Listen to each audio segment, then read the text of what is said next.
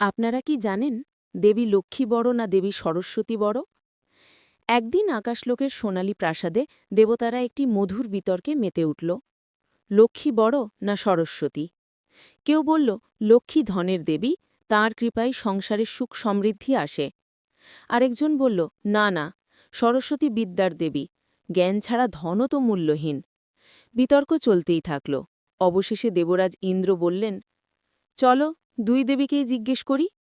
লক্ষ্মী মৃদু হাসি হেসে বললেন, আমি মানুষকে সম্পদ দিই, কিন্তু সে সম্পদকে সঠিক পথে ব্যবহার করার জ্ঞান আমি দিই না।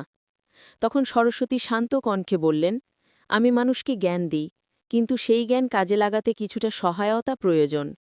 দুজনেই একে অপরের দিকে তাকিয়ে বললেন, আমরা কেউ বড় কেউ ছোট নই, আমরা একে অন্যের পরিপূরক। সেদিন দেবতারা বুঝল, জ্ঞান ছাড়া ধন অন্ধ, আর ধন ছাড়া জ্ঞান অনেক সময় অসহায়। লক্ষ্মী ও সরস্বতী দুজনেই সমান, দুজনেই অপরিহার্য। তাই বড় কে এই প্রশ্নের উত্তর নয়, দুই দেবী একসঙ্গে থাকলে তবেই জীবনে আসে পূর্ণতা। ভিডিওটি ভালো লাগলে চ্যানেলটি সাবস্ক্রাইব ও লাইক করুন।